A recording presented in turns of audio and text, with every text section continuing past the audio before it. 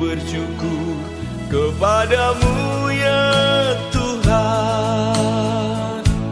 Ku memuji namamu ya Tuhan. Ku serahkan seluruh hidupku ini di dalam tanganmu Tuhan. Sobat yang berbahagia, jumpa lagi bersama saya Pendeta Dani Titalei dalam acara Covid 5. Kami haus akan firman Tuhan 5 menit saja. Tetapi sebelumnya, mari kita satu di dalam doa. Terima kasih Bapa di surga, kami boleh ada di akhir pekan saat ini. Ketika sepekan lamanya telah kami berkarya dari Senin sampai pun Jumat. Dan kami percaya kami siap akan melanjutkan akhir pekan, bahkan memasuki sepekan ke depan kami yang baru. Tapi tetap kami meminta hikmat Tuhan lewat firman-Mu. Biarlah ini menjadi kekuatan mendasari segala kehidupan kami, meninggalkan sepekan yang lama dan siap memasuki sepekan yang baru. Karena itu Bapa, Roh Kudus jualah yang memampukan kami untuk tetap kami berkarya di tengah-tengah situasi kondisi pandemi COVID-19 yang masih ada sampai dengan saat ini. Kami percaya sungguh Bapa. Terima kasih semua orang yang punya kami jauh dan dekat, bahkan seluruh kehidupan mereka yang tetap ada dalam pergumulan. Tuhan tidak pernah meninggalkan mereka. Terpujilah Tuhan kita Yesus Kristus. Dalam nama Tuhan kami mengucap syukur dan berdoa. Amin.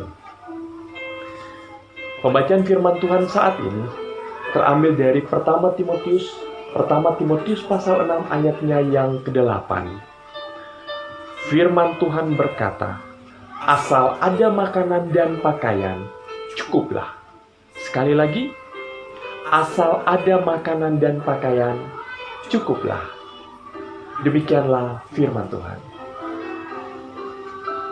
Sobat yang berbahagia, ada sebuah kalimat pendek yang mungkin pernah kita dengar atau kita lontarkan di dalam kehidupan kita.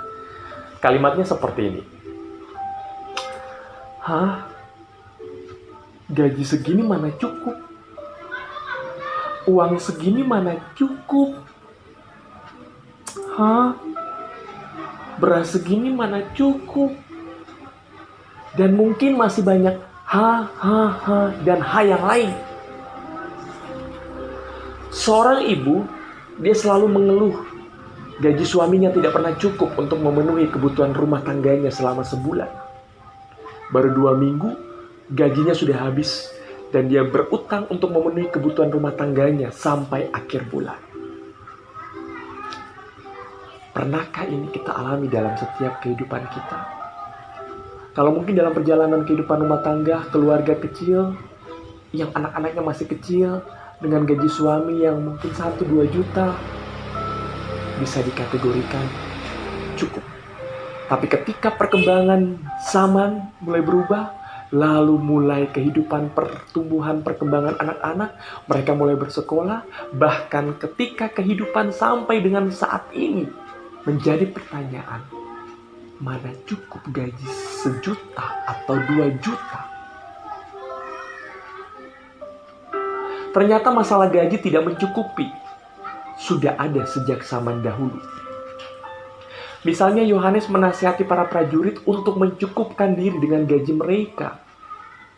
Kita bisa lihat dalam Lukas pasal 3 ayat 14. Rasul Paulus dia memberi nasihat kepada Timotius untuk hidup sederhana, tidak boros. Asal ada makanan, pakaian, cukuplah. Dalam bacaan kita tadi. Bahkan ia juga menyatakan bahwa ia telah belajar mencukupkan diri dalam segala keadaan. Ini menjadi kehidupan kita. Menyikapi gaya hidup yang terus dan terus mulai berkembang. Pengaruh baik dari dalam maupun dari luar. Yang cenderung konsumtif, bahkan materialistis. Mari, kita mencoba meneladani Rasul Paulus. Belajar mencukupkan diri dalam segala keadaan. Belajar merupakan proses yang sebelumnya tidak bisa menjadi bisa. Dan hal ini membutuhkan waktu, kerja keras, bahkan juga disiplin. Disiplin untuk tidak membeli barang yang tidak diperlukan walaupun ada diskon, ada sale, dan berbagai penawaran menarik. Kerja keras mencari ide supaya hidup lebih hemat. Tidak perlu harus membeli dan memakai barang-barang yang mahal ataupun bermerek. Karena apa? Harga diri kita tidak ditentukan oleh harga barang yang kita pakai. Saya tertarik dengan sebuah kata disiplin dan kerja keras. Dalam situasi kondisi yang saat ini, pandemi COVID-19 yang terjadi dalam kehidupan bangsa dan negara kita mulai dari Maret sampai pun saat ini.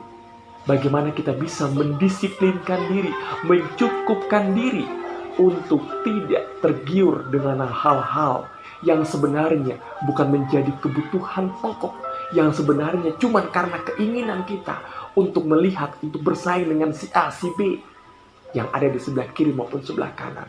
Lalu kita membelinya. Kita diajarkan untuk mari kita mendisiplinkan diri. Yang kedua, saya tertarik dengan kata kerja keras. Artinya, situasi kondisi pandemi COVID-19 saat ini, mungkin di antara kita ada yang mengalami di PHK, suami di PHK, istri di PHK, atau mungkin dipensiunkan dini, atau mungkin bekerja dengan gaji 50%. Dan masih banyak pergumulan-pergumulan yang kita rasakan. Karena itu, saat ini kita diajak untuk bisa dengan sebuah kata kerja keras. Sebuah kalimat kerja keras. Mari. Saat ini, mungkin Bapak Ibu melihat banyak broadcast-broadcast tentang usaha online, bisnis online, mengajak orang untuk bergabung mengikuti bisnis ini, usaha ini, mengajak orang untuk bisa membuka usaha, mengajak orang untuk bisa bertalenta, berkreasi dengan segala setiap apa yang kita punya, yang Tuhan berikan. Saatnya untuk kita ada, mengembangkan setiap usaha-usaha bisnis kita.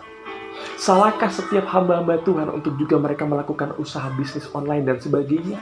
Salahkah para pegawai PNS maupun swasta mereka melakukan usaha bisnisnya, kalaupun sampingan, pekerjaan untuk membantu menopang kehidupan rumah tangga keluarga? Salahkah?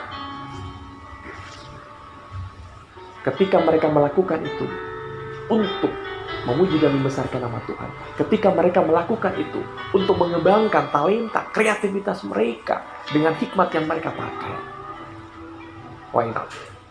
Lakukanlah itu. Mungkin dengan kehidupan keluarga, dengan situasi kondisi yang saat ini, istri yang punya talenta bisa membuat kue, bisa membuat masakan, makanan, lalu menjual secara online, kenapa tidak? Lakukanlah itu.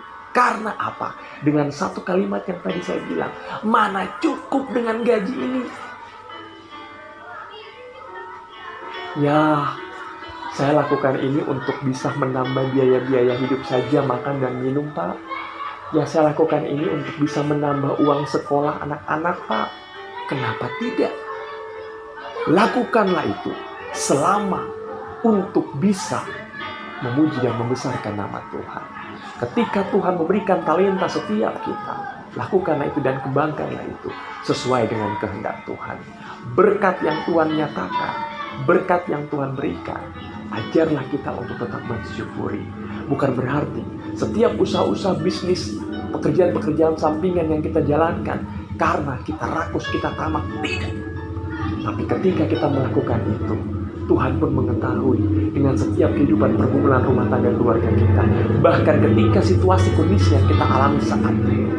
Sehingga kata mana cukup, kita pun akan bersyukur buat Tuhan untuk tetap mensyukuri apa yang Tuhan berikan dalam setiap kehidupan kita. Ingat, kita harus mengelola gaji dengan baik. Kalaupun gaji kita yang saat ini mungkin segitu yang Tuhan berikan, kelolalah itu dengan baik. Mengutamakan hal-hal yang menjadi prioritas, bisa membedakan mana kebutuhan dan mana keinginan. Kalau diperlukan, para istri bisa membantu suami menambah penghasilan. Seperti yang saya katakan tadi, kalaupun istri punya talenta untuk apa saja, lakukanlah itu dan kembangkanlah itu untuk memuji dan membesarkan nama Tuhan.